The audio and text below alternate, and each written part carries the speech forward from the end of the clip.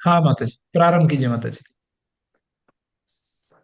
स्यात् कृष्णा नाम चरिता दिशिताप्यविद्या पितोपतप्तरसनस्य न रोचिकानु किन्त्वादरादनुदिनं खलु सैव जुष्टा साध्वी क्रमाद्धवति तदगदमूलहन्त्री। हरे कृष्ण। दंडवत। हरे कृष्णा माता जी। तो देखिए इसका अनुवाद, कोई पढ़िए माता प्रभु जी, पढ़िए। ओम प्रकाश प्रभु पढ़िए, प्रभु तात्पर्य इसका अनुवाद। मेरा स्क्रीन दिख रहा है सब भक्तों को ठीक से? जी प्रभु जी। जी हरे प्रभु जी, कृष्ण। जी प्रभु जी, जी ओम प्रभु प्रकाश जी। प्रभु। हाँ, हरे कृष्ण प्रभु जी। हाँ प्रभु जी, पढ़िए प्रभु जी। कृष्ण का पवित्र नाम, चरित्र, लीलाएं तथा कार्यकलाप कभी भी कार्यकलाप सभी मिस्री के समान आध्यात्मिक रूप से मधुर है। यद्यपि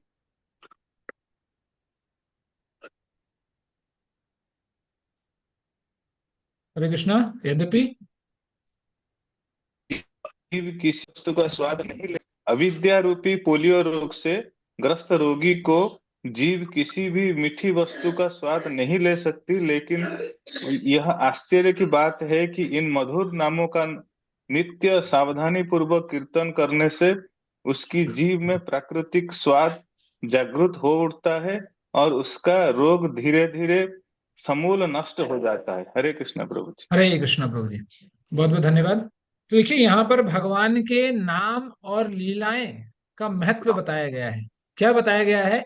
कि कृष्ण का पवित्र नाम, चरित्र, लीलाएं तथा कार्यकलाप सभी मिश्री के समान आध्यात्मिक रूप में से मधुर है ना। जैसे हम लोग मिश्री खाते हैं ना, मिश्री भिगोते हैं गर्मी के दिनों में, तो उसका जल पीते हैं निर्जला एकादशी में, ऐसे भी अभी ऐसे भी कभी पीते हैं गर्मी के दिनों में। उसी तरह भगवान की लीलाएं, नाम, रूप, गुण, धाम सब मिश्री की तरह मधुर है।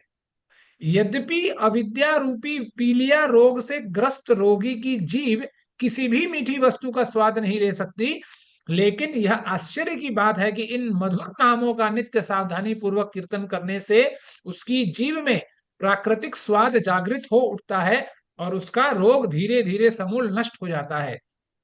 तो इस श्लोक में ओम तत्सत प्रभु जी के प्रश्न का उत्तर दिया गया है। कल प्रभु जी ने एक सवाल पूछा था कि नए लोग कैसे जप करेंगे, जो जिन लोगों को आदत नहीं है। तो उसी प्रश्न को शायद रूप गोस्वामी ने सुन लिया और इस आज उनका उत्तर दे रहे हैं ये बोलकर कि मुझे भी समझ में आता है कि नए लोगों को कभी भी अच्छा नहीं लगेगा नाम जप करने में, भगवान के बारे में पढ़ने के लिए। लेकिन आश्चर्य है कि यही इंसान जब बारंबार बारंबार पढ़ते रहेगा पढ़ते रहेगा, तो धीरे धीरे जो अविद्या रूपी पीलिया रोग से हम लोग ग्रस्त हैं, है ना, कि अच्छा नहीं लगता। ये एक्चुअली में एक बीमारी है हम लोगों को, कि क्यों हमें भगवान नाम का जप करने में अच्छा नहीं लगता, क्यों भगवान के लीलाओं को जप करने में अच्छा नहीं लगता। ये एक बीमारी है। तो रूप गोस्वामी कह रहे हैं कि धीरे धीरे जप करते रहने से अपने आप वो अविद्या रूपी पीलिया रोग दूर हो जाएगा और हम स्वस्थ हो जाएंगे। और भगवान की मधुरता, भगवान के नाम, रूप, गुण, लीला, धाम का ये जो मधुर स्वाद है, वो हमें अच्छा मीठा लगने लगेगा। और ये देखिए बड़ा वास्तविक है। इस ये कोई मतलब ऐसा नहीं है कि हम लोग कल्पना करेंगे। ऐसे बहुत सारे भक्त हैं, मैं भी हूं उसमें, कि जहां हम लोग ऐसा समय था जब नहीं करते थे, लेकिन आज एक ऐसा समय है जहां खुद भी खुद करते हैं, है ना। तो बहुत सारे लोग हैं, बहुत सारे भक्त हैं। तो ऐसा वो क्यों करते हैं? क्योंकि उनको वो रस प्राप्त हो रहा है, इसीलिए वो करते हैं। इसीलिए देखिए शास्त्रों में बताया गया है कि सांकेत्यम पारिहास्यम व स्तोभम हेलनम एव वा वैकुंठ नाम ग्रहण अशेष अगहरम विदुहु। बहुत खूबसूरत श्लोक है, इसके एक एक शब्द हम लोग देखेंगे। तो इसमें सुखदेव गोस्वामी कहते हैं कि सांकेत्यम, और मुझे लगता है कि श्रीला प्रभुपाद ने सच में श्रीमद् भागवत को पिया है, और जो जो भागवत में बताया गया उसको प्रभुपाद ने पूरे अपने इस्कॉन परिवार में उसको अमल करने का प्रयास किया है, और और सफल भी रहे प्रभुपाद। इस श्लोक में क्या कहा जा रहा है? सांकेत्यम। हाँ, पहला शब्द है सांकेत्यम, दूसरा है पारिहास्यम, तो वास्तोभम हेलनम एवं। पहला सांकेत्य का मतलब होता है संकेत पूर्वक, ठीक है, संकेत करता हुआ, करना नहीं चाहते हैं लेकिन संकेत पूर्वक कुछ बोल रहे हैं, ठीक है, सांकेत्यम। पारिहास्यम मतलब मजाक से, यूं ही बोल दिया, बोलना नहीं चाहते, बस मजाक उड़ाने के लिए बोल दिया, पारिहास्यम। वा स्तोभम, स्तोभम मतलब गुनगुनाने के लिए, है ना, जब हम लोग चले कहीं जाते हैं, कहीं बात पहाड़ों के बीच चले गए तो गुनगुना लिया, तो गुनगुनाने, गुनगुनाना, स्तोभम। हेलनम एव वा, हेलनम का मतलब होता है उपेक्षा पूर्वक, मतलब व्यंग्यात्मक रूप से, इंसल्ट करने के प्रकार रूप में। इन चारों रूपों में भी किसी भी प्रकार से सांकेत्यम, पारिहास्यम, वास्तोभम, हेलनम एव वा, इन चारों रूपों में किसी भी तरीके से आप यदि वैकुंठ नाम, वैकुंठ पति का नाम यदि आप ग्रहण करते हैं, वैकुंठ नाम ग्रहण, आगे क्या कह रहे हैं, अशेष अघरम, मतलब अनलिमिटेड, अघरम का मतलब होता है पाप, अशेष का मतलब होता है अनलिमिटेड, अनलिमिटेड पाप अपने आप हमारे जीवन से धुल जाएंगे। विदुहु मतलब ऐसे ज्ञानी जन जो पहले के ऋषि मुनि हो गए हैं, वे लोग ऐसा कहते हैं कि वैकुंठ नाम ग्रहण अशेष अघरम विदुहु, कि जब हम लोग यदि भगवान का नाम किसी तरह से भी, जैसे होता है ना, हम लोग किसी को बुलाना चाहते हैं, संकेत्यम, किसी को बुलाना चाहते हैं, नाम नहीं लेना चाहते, तो क्या बोलते हैं, हरि बोल हरि बोल हरि बोल करते हैं। भगवान का नाम ले रहे हैं, लेना नहीं चाहते, बुलाना चाहते हैं, है ना। उसी तरह पारिहास्य, मजाक में, अरे वो गया, वो हरि बोल हो गया, वो पारिहास्य मजाक में। उसी तरह स्तोभ हम गुनगुनाते रहते हैं, हरि बोल हरि बोल हरि हरि बोल, कभी मन करता है तो गुनगुनाते रहते हैं। और हेलनम उपेक्षा पूर्वक, हाँ तुम्हारा भगवान तो वो हरि बोल सुबह शाम करते रहते हो, हरि बोल हरि बोल, कुछ काम धंधा नहीं है, सुबह हम माला पकड़ लेते हो तो हरे कृष्णा करते रहते हो, कुछ काम धंधा है नहीं तुम लोगों को। ये बात आप लोगों को भी, बहुत लोगों को भी घर में सुनने को मिलती होगी, बाहर तो छोड़िए, घर में भी सुनने को मिलती होगी। तो प्रभुपाद बोलते हैं कि जैसे हो, इसीलिए हमारे गोस्वामी जी कहते हैं, भाई कुभाय अनक आल सहु नाम जपत मंगल दिशि दसहु, कि भाई जैसे जपना है जपो, कोई दिक्कत नहीं है। इसीलिए उल्टा नाम जपत जगु जागु, वाल्मीकि भय ब्रह्म समाना, कि वाल्मीकि ऐसे हुए जो राम नहीं जप सके, तो मरा मरा मरा मरा मरा मरा राम राम मरा, जपते जपते राम हो गया वो। कहने का तात्पर्य है कि प्रभुपाद जैसे रूप गोस्वामी लिख रहे हैं कि जैसे भी हो, हम यदि भगवान के नाम को ग्रहण करते हैं, देखिए ये पहला स्तर है, ठीक है, उच्च स्तर पे हम लोग बाद में बात करेंगे आगे चलकर। तो यहां पर बोला गया कि जब जैसे भी हो, हमें भगवान के नामों को ग्रहण करना चाहिए, तब जाकर धीरे धीरे धीरे वो नाम ही हमें ऐसा आकृष्ट करेगा, तो जिसे हम पहले मतलब हास्य पूर्वक या उपेक्षा पूर्वक हम लोग नाम लेते थे, वही आज प्रेम से, मोहब्बत से, अच्छे से, ध्यान पूर्वक वो नाम लेंगे। लेकिन सबसे पहले हमें क्या करना पड़ेगा, जैसे भी हो लेते रहिए। इसीलिए रूप गोस्वामी कह रहे हैं कि हो सकता है कि अविद्या रूपी पीलिया रोग से हम ग्रस्त हैं, हमें वो मधुर नाम हमें कड़वा लगता है, अरे यार क्या यार, सुबह शाम आते हैं तो नाम ही जप करने के लिए बोलते हैं, पेंटिंग करने के लिए बोलते हैं, और कुछ है ही नहीं। एक बार एक दिल्ली में एक प्रभु जी हैं, बहुत सीनियर भक्त हैं, सुंदर गोपाल प्रभु, तो उन्होंने एक बार क्लास हुआ, तो वो क्लास सिर्फ कीर्तन का था और कुछ नहीं, कीर्तन करना था, मतलब आधा घंटा कीर्तन था शायद। तो लोग आए, कीर्तन प्रारंभ हो गया, उसके बाद एक नया कोई भक्त था, किसी ने शायद बुलाया होगा, वो आया। तो कीर्तन हुआ हुआ हुआ हुआ, कीर्तन हो गया, लोग नाचने लगे, नाचे गाए, सब हुआ। उसके बाद हो गया, तो अंत में जब प्रभु जी ने पूछा कि अच्छा किसी का कोई प्रश्न है, तो उस लड़के ने पूछा कि अच्छा प्रभु जी, कीर्तन तो अच्छा है, ठीक है, लेकिन प्रोग्राम कब होगा। तो प्रभु जी ने पूछा कौन सा प्रोग्राम। तो नहीं, अभी एक भक्त ने बुलाए थे कि आज प्रोग्राम है, तो उसीलिए हम आ गए, सोचे कुछ सुनने उनने को, कुछ कथा होता है, तो इसलिए आ गए। तो प्रभु जी ने बोला कि तो अभी तक क्या हो रहा था, तो ये प्रोग्राम नहीं तो क्या था। तो इसीलिए हमें लगता है कि कीर्तन है ना, कीर्तन नाम जब, ये सब बेकार है, पर इस युग में यही युग धर्म है, और इसी पे हमें फोकस करना है कि जितना कुछ हम पढ़ाई लिखाई कर रहे हैं, उसका असर हमारे नाम जप पर होना चाहिए। और यदि नाम जप पर नहीं होगा, यदि नाम जपते हुए भी हम इधर उधर, हमारा मन भटकते जाएगा, जैसे चैतन्य महाप्रभु कहते हैं ना कि बहुकाल करी हरि श्रवण कीर्तन तबु न होए कृष्ण पदे प्रेम धन, कि तब भी कृष्ण के पद में प्रेम हमें प्राप्त होता ही नहीं। अनंत काल से हम कर रहे हैं सब कुछ, पूजा पाठ अगरबत्ती दिया तीला सब कुछ कर रहे हैं, फिर भी नहीं हो रहा है। क्योंकि जब तक हम नाम जप अच्छे से नहीं करेंगे, तब तक वो श्रद्धा, वो शक्ति, वो भावना, वो मधुरता हमें भगवान के नामों में दिखेगी नहीं, है वो दिखेगी नहीं। एक बहुत अच्छी कथा है, कथा नहीं ये सच्ची घटना है कि एक सेठ जी रहते थे। तो देखिए, मैं इस कथा से आपको ये दिखाने का प्रयास कर रहा हूं कि भगवान का नाम जप करना कितना मुश्किल है, सबके बस का बात नहीं है। और जो कर गया सो कर गया। एक सेठ जी थे, कपड़े का व्यापार करते थे, ये सच्ची घटना है, 1970s 80s की घटना है ये। वो कलकत्ता के बड़े बाजार में रहते थे, बड़े बाजार में उनका बहुत बड़ा दुकान भी था। थोक बाजार करते थे। आप यदि कभी कलकत्ता गए होंगे तो वहाँ बड़ा बाजार जो है वो थोक मार्केट है। तो बहुत अच्छे थे वो सेठ जी। तो वो सेठ जी हर दिन गंगा स्नान करने के लिए जाया करते थे। तो वो जब भी जाते तो एक इंसान को देखते कि वो, देखिएगा पहले, आजकल तो जाल वाल थोड़ा आ गया है और भी अलग अलग टेक्निक आ गया है। लेकिन पहले मुझे पता नहीं आप लोग क्या बोलते हैं, हमारे तरफ, हमारे बिहार तरफ उसको बंसी बोलते हैं। एक देखिएगा बड़ा सा लकड़ी होता है मछली पकड़ने के लिए, और उसमें एक तार लटका हुआ रहता है ना। तो वो बंसी पकड़कर वो हमेशा जाता था गंगा किनारे मछली पकड़ने के लिए। तो सेठ जी भी डेली जाते।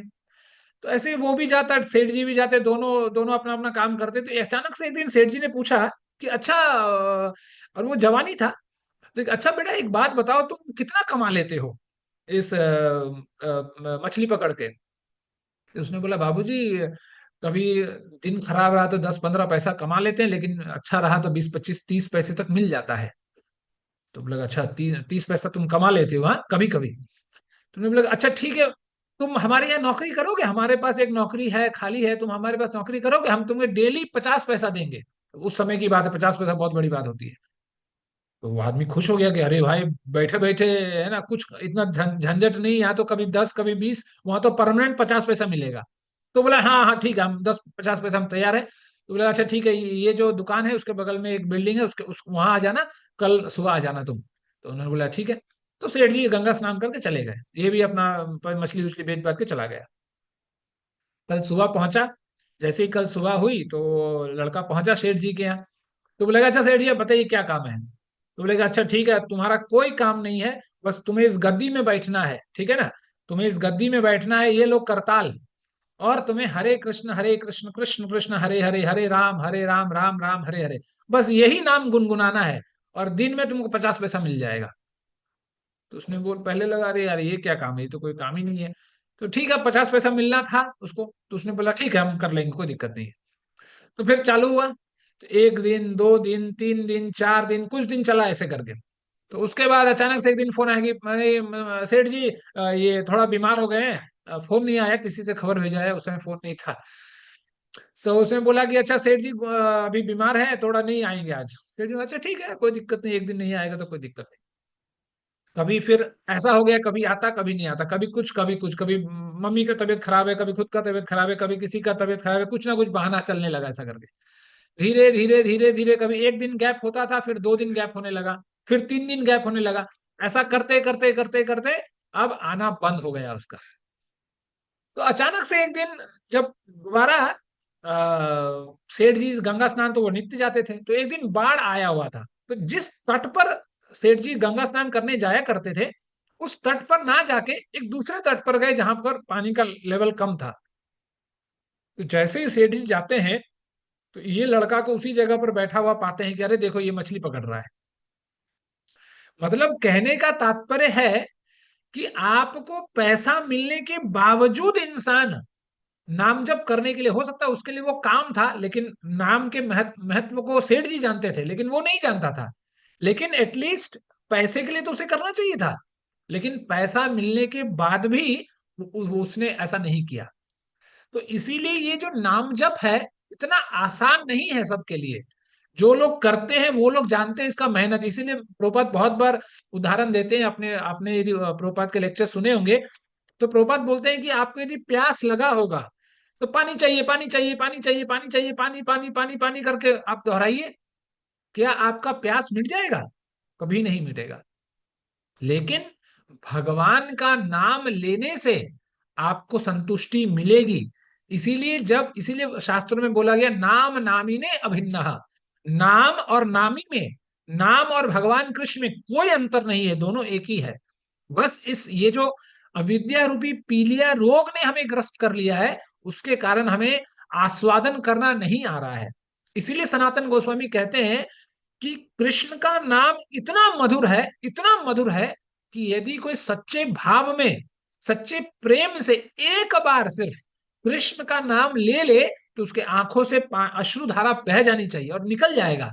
लेकिन ये माया इतना प्रबल है, मम माया दुरत्तया, ये माया इतना प्रबल है कि ये हमें उस भाव तक पहुंचने ही नहीं देता, क्योंकि अनंत करोड़ों जन्मों से हम लोग लगे पड़े हैं अविद्या के पीछे। तो इसीलिए यहां पर बोला गया कि नाम इतना महत्वपूर्ण है। इसीलिए आप देखेंगे, एक बहुत अच्छी कथा है प्रभुपाद की अमेरिका में, कि जिस गली में प्रभुपाद जब नए नए थे, नए नए अमेरिका में रहते थे, तो जिस गली से वो निकला करते थे, जब वो गली से निकलते थे तो कुछ बच्चे जो उस गली में खेलते थे, तो वो छोटे छोटे ढेला लेकर कभी कभी वो छोटा छोटा पत्थर प्रभुपाद को मारते, और जैसे बोलते हैं ना, पारिहास्य, मतलब पारिहास्य पूर्वक, अपमान पूर्वक, मजाक में, उपेक्षा पूर्वक प्रभुपाद को हरे कृष्णा बोलकर बुलाया करते थे।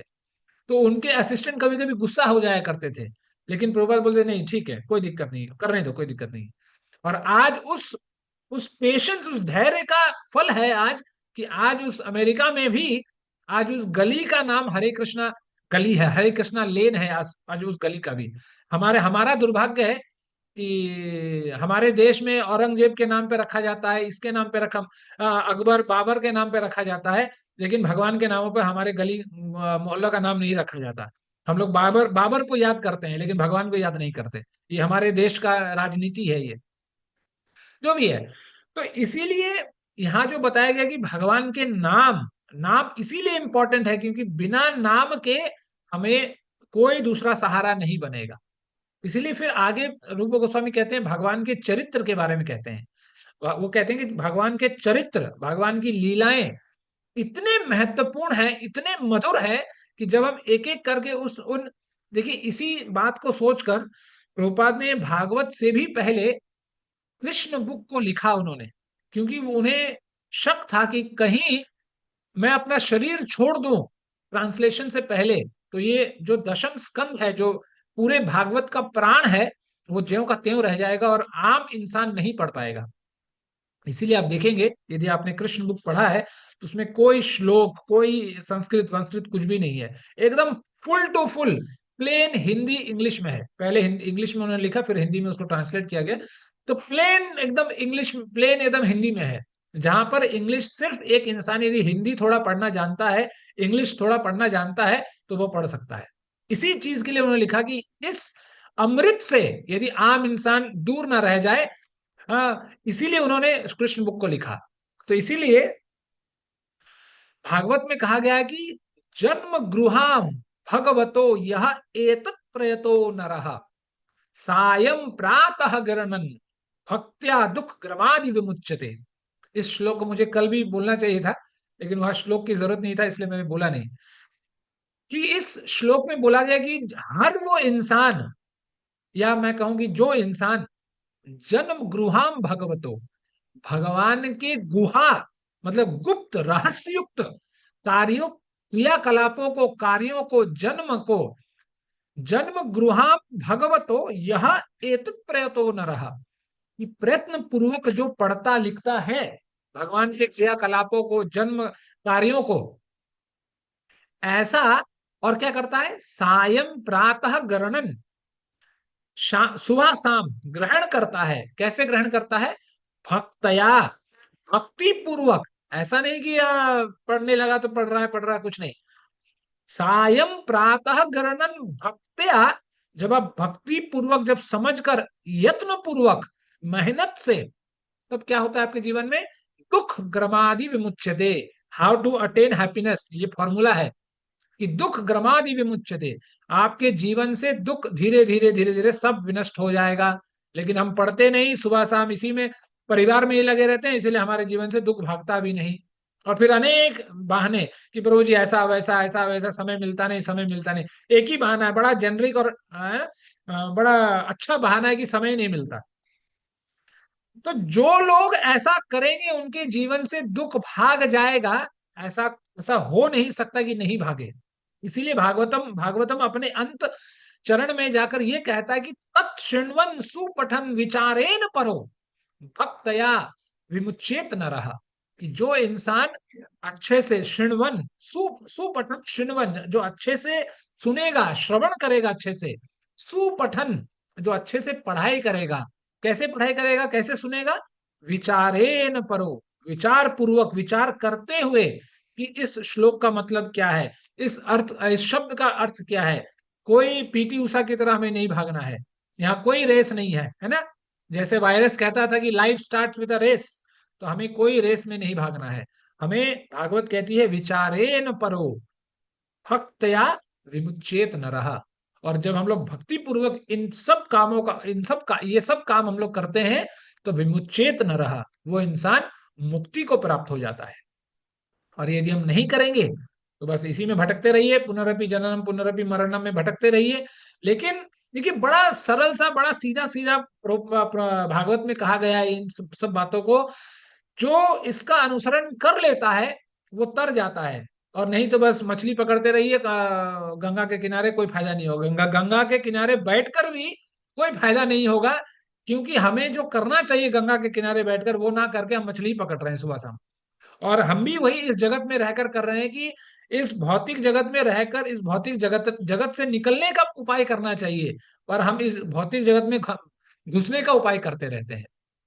इसीलिए जिस अज्ञान रूपी अंधकार में हम बैठे हैं, वो क्यों है? क्योंकि अविद्या के लिए।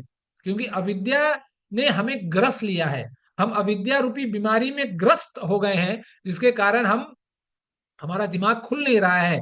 बारंबार पढ़ने लिखने समझने समझाने के बाद भी बाद बाकी सब, वो 1 घंटा खत्म होता है, फिर दोबारा अपने गृहस्थी में ऐसे घुस जाते हैं कि भगवान को भूल जाते हैं। हम लोग सोचते हैं अच्छा 1 घंटा क्लास अटेंड कर लेते हैं, काम बन जाएगा। 1 घंटा नहीं, हर क्षण। जब तक हर क्षण हम भगवान को अर्पित नहीं करेंगे, क्योंकि पता नहीं, जैसे भगवान बोलते हैं अंत काले च मामे स्मृत्वा कलेवरम, कि अंत काल में जो स्मरण कर पाएगा वही मुझ तक पहुंच पाएगा। अब कौन सा क्षण किसका अंत है, अब कौन जानता है। 1 घंटा क्लास करके किताब, वही किताब बुक बंद करके हम अब भौतिक चर्चाओं में ही लगे रहेंगे, और उसी समय हमारा प्राण चला गया, तो दोबारा वेलकम टू द वर्ल्ड हो जाएगा। इसीलिए भक्ति विनोद ठाकुर कहते हैं कि हर क्षण, जैसे हमारे वृंदावन में ये गाना गाते हैं कि नाम सुधा रस गाओ कृष्णा यश, राखो वचन मन मोरा। तीनों ठाकुर कहते हैं कि नाम सुधा रस, भगवान का नाम जो है वो अमृत रूप है, वो अमृत रसमय है वो। और भगवान के क्रियाकलाप कृष्ण यश, और वो अपने मन को कहते हैं कि राखा वचन मन मोरा, कि हे मेरा मन, भगवान के नाम और क्रियाकलापों में ही अपने को व्यस्त रखो और इससे निकलो मत। देखिएगा, इतना कुछ करने के बाद भी जब हमें मौका मिलता है कहीं ना कहीं, जब हम लोग भौतिक गीत सुनते हैं तो तुरंत वो जाग जाता है। देखिए, अभी से आज से कम से कम शायद 7-8 साल पहले, जो आज एक गाना का जो टाइप है जिसको बोलते हैं रैप, है ना, वो नहीं था। ये कुछ बेवकूफ लोग आए तो उन्होंने चालू कर दिया रैप। आज लोग उसको ऐसे अपने जीवन में अडॉप्ट कर रहे हैं कि जैसे कितने जन्मों का उनका रिश्ता था। बहुत अच्छा लगता है सुनने में, और बेढंग का गाना, उसमें गाना का कोई मतलब नहीं है। पहले के जब लता मंगेशकर है ना, मोहम्मद रफी, उन समय में यदि गानों को भी हम सुने भी तो एक अच्छा लगता है, मन लगता है ना। 92.5 एफएम, जिसमें खाली वो गाने, पुराने गाने चलते हैं, तो उन गानों को सुनने थोड़ा अच्छा भी लगता है। लेकिन ये सब गाने ऐसे हैं कि मतलब कुछ सिर पैर, बिना सिर पैर के, पर ये आज सबसे ज्यादा समाज को अट्रैक्ट कर रहे हैं, जिसमें कोई आध्यात्मिकता का कोई स्तर ही नहीं है। लेकिन हम लोग क्यों अट्रैक्ट हो रहे हैं? क्योंकि हमारे अंदर वो अविद्या रूपी जो बीमारी है वो है हमारे अंदर। हम निकल ही नहीं रहे हैं, और हम इसी में बने रहना चाहते हैं, सब कुछ जानने के बाद, पहचानने के बाद। हम अपने आप को पहचान ही नहीं पा रहे हैं। इसीलिए बोला गया कि माया बहुत प्रबल है और इसका सोल्यूशन सिर्फ एक है, मम माया दुरत्यया है माम ये प्रपदन्ते माया मेताम तरमती थे। कि एक अनटिल एंड अनलेस, यदि हम भगवान की शरण जब तक नहीं जाएंगे, एक ही उपाय है और दूसरा कोई उपाय नहीं है इसमें, जब तक भगवान की शरण में हम नहीं जाएंगे तब तक हम इस अविद्या रूप से हम निकल नहीं पाएंगे। इसीलिए चैतन्य महाप्रभु कहते हैं जीवेर स्वरूप होए कृष्णेर नित्य दास।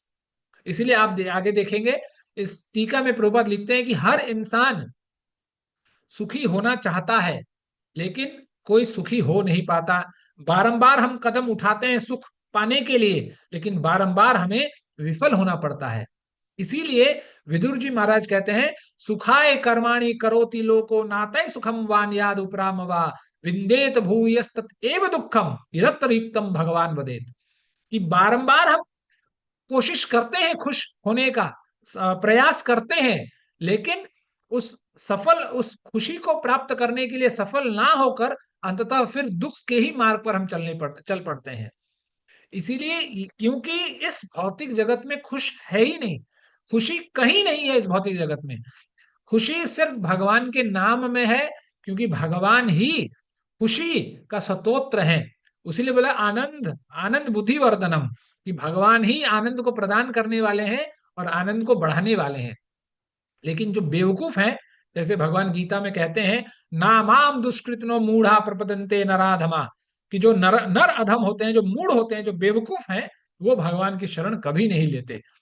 इसीलिए प्रभुपाद जैसे लिखते हैं कि एक जो नौसिखिया भक्त होता है वो भगवान के नाम जब से प्रारंभ प्रारंभ करता है कृष्ण भावनामृत संघ में प्रवेश करना, तो उसका पहला स्टेप क्या होता है?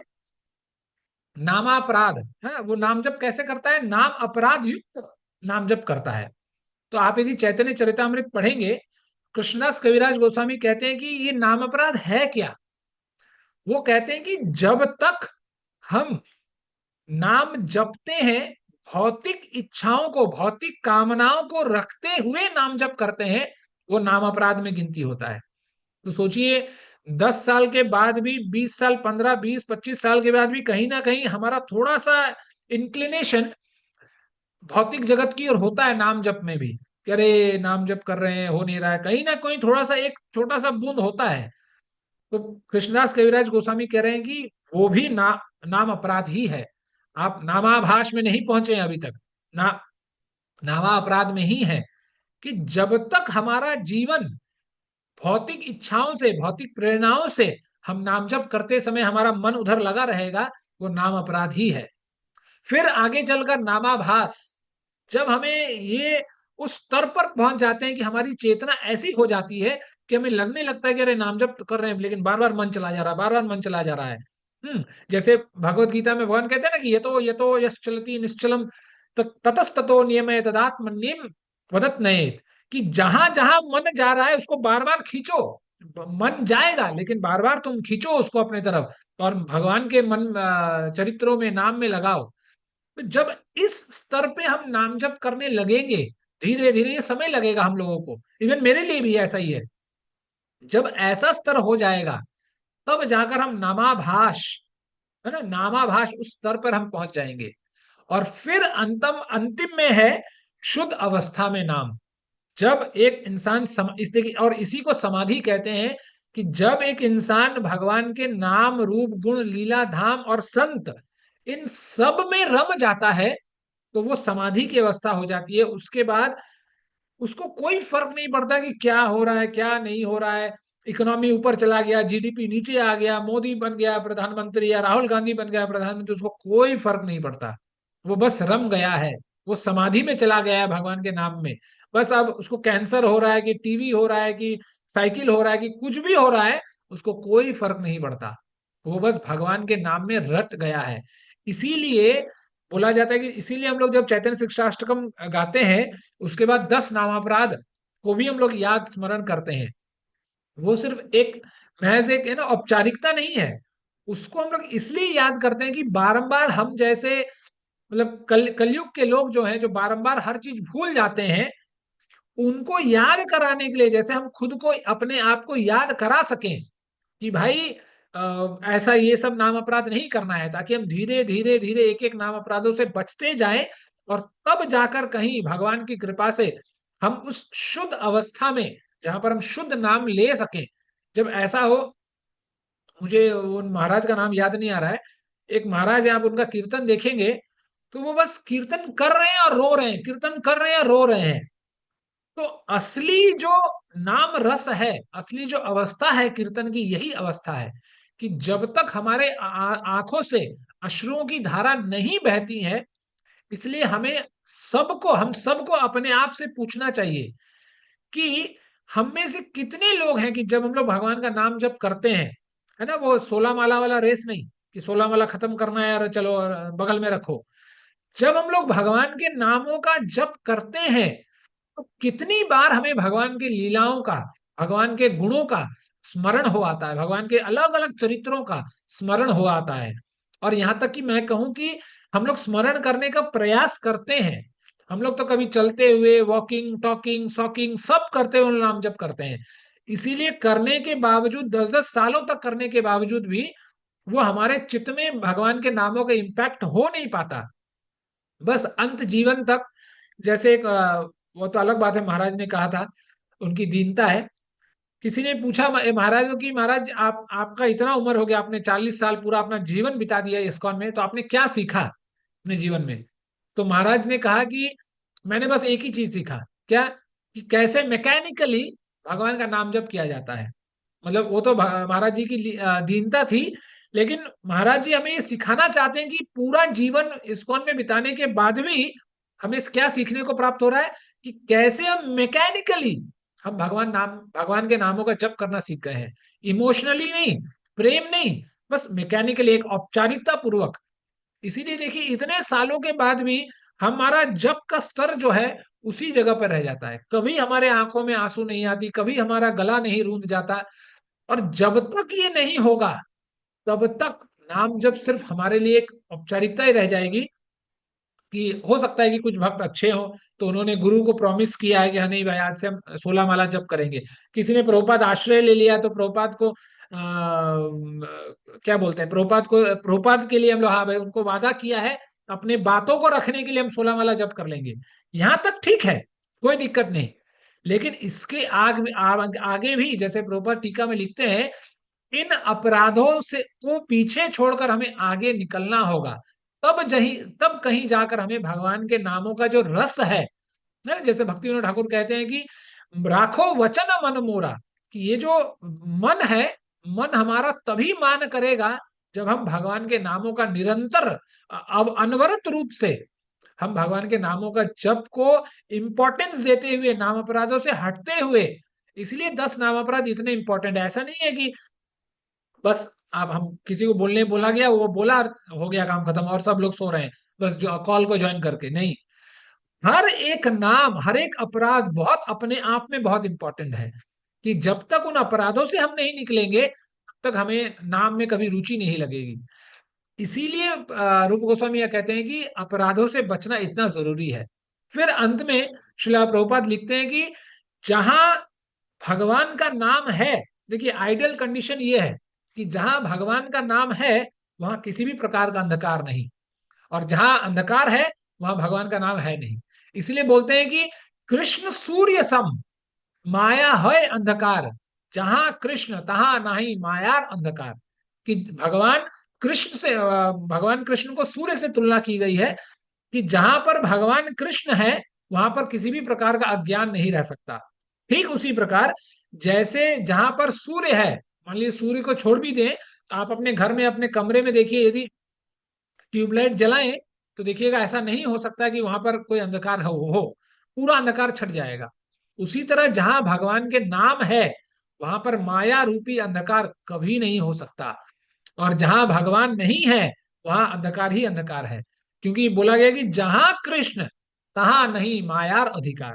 कि एक बार यदि हम अपने आप को कृष्ण को समर्पित कर दे, तो ऐसा नहीं हो सकता कि हमारा जीवन अंधकारमय हो। क्योंकि जब हम तत्व को जान लेते हैं और भगवान कृष्ण को जानने का प्रयास करते हैं, तो धीरे धीरे जितने भी समस्याएं हमारे जीवन में आती हैं, उन समस्याओं को से जूझना, उन समस्याओं में जीना हमें हम सीख जाते हैं। क्यों? क्योंकि तत्व को हम जान जाते हैं। कोई आया कोई गया, हम जान जाते हैं कि लोग आएंगे और लोग जाएंगे। यही प्रकृति का नियम है ना। जैसे अंग्रेजी में बोलते हैं, change is the only constant thing that happens. प्रकृति का नियम ही है परिवर्तन। परिवर्तन ही एकमात्र हमेशा सदैव चलने वाला है। तो इसीलिए हमें जीवन में परिवर्तनों से कभी कोई लगाव नहीं रहना चाहिए। और यदि भगवान के नामों में हमारा मन लग गया है, तो परिवर्तन आने पर भी हमें ज्यादा कोई किसी भी प्रकार का दिक्कत नहीं होगा। ठीक, हम अपने प्रवाह में चलेंगे और परिवर्तन आते रहेंगे जाते रहेंगे। ठीक है, तो इसी के साथ हम आज इस सत्र का विराम देते हैं। यदि किसी प्रभु जी या माता